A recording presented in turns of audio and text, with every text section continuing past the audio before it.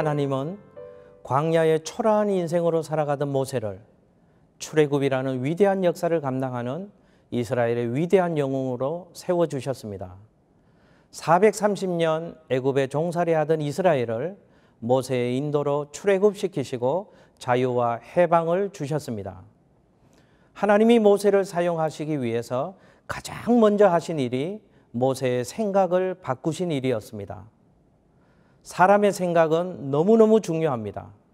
그 생각이 인생의 기초가 되기 때문에 그렇습니다. 여러분, 하나님의 자녀인 우리들이 좀 더 의미 있고 가치 있는 삶을 살기 위하여, 하나님의 뜻을 이루고 하나님께 영광을 돌리기 위하여 우리에게 필요한 생각은 무엇일까요? 우리는 어떤 생각의 기초 위에 우리 인생을 건축해야 할까요? 제일 먼저 부르심에 대한 확신이 있어야 합니다. 광야의 유랑민이었던 모세가 이스라엘 민족의 지도자로 세워질 수 있었던 것은 모세 자신의 바람이 아니었습니다. 하나님의 부르심 때문에 가능했던 것입니다. 우리 인생이 의미 있고 가치 있는 인생이 되고 하나님 앞에 쓰임받는 존귀한 인생이 되기 위해서는 하나님이 나를 부르셨다는 소명의식을 확인하는 것이 제일 먼저 필요합니다.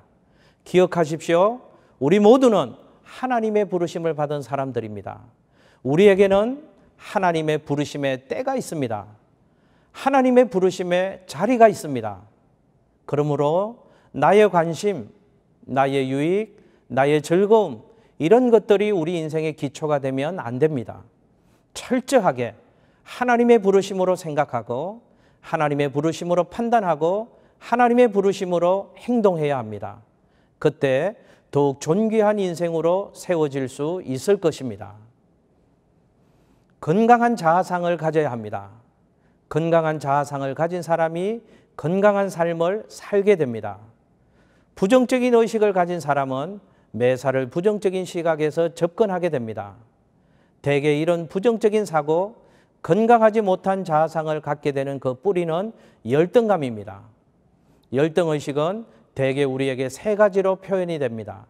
패배의식, 비교의식, 피해의식입니다. 모세도 이 열등감의 포로가 되어서 안 됩니다. 내가 누구이기에 그 일을 할 수 있습니까? 바로와 나를 비교해 보십시오. 게임이 안 됩니다. 백성들이 나를 안 받아줄 텐데요? 라고 말하면서 그에게 찾아온 하나님의 부르심의 기회를 거절합니다. 얼마나 안타까운 일입니까? 그러므로 내 속에 있는 열등의식을 믿음으로 잘 정돈하고 다 쏟아버려야 합니다. 그때 더 귀하게 하나님께 쓰임받는 인생이 될 수 있을 것입니다.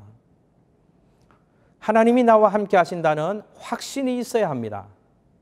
하나님께서 모세를 부르실 때 모세는 열등감의 포로가 되어서 이 핑계 저 핑계를 대면서 거절을 했습니다. 그때 하나님께서 모세를 향해서 내리시는 처방이 무엇입니까? 내가 반드시 너와 함께 있으리라. 이것이 하나님의 처방이었습니다.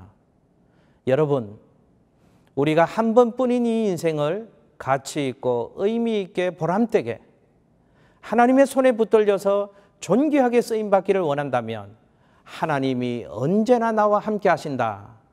이 동행의식으로 우리 인생의 기초를 삼아야 합니다. 동행하심의 약속을 굳게 믿어야 합니다. 어떤 불가능한 상황 속에서도 여전히 지금도 나와 함께 하시는 하나님을 바라볼 수 있어야 합니다.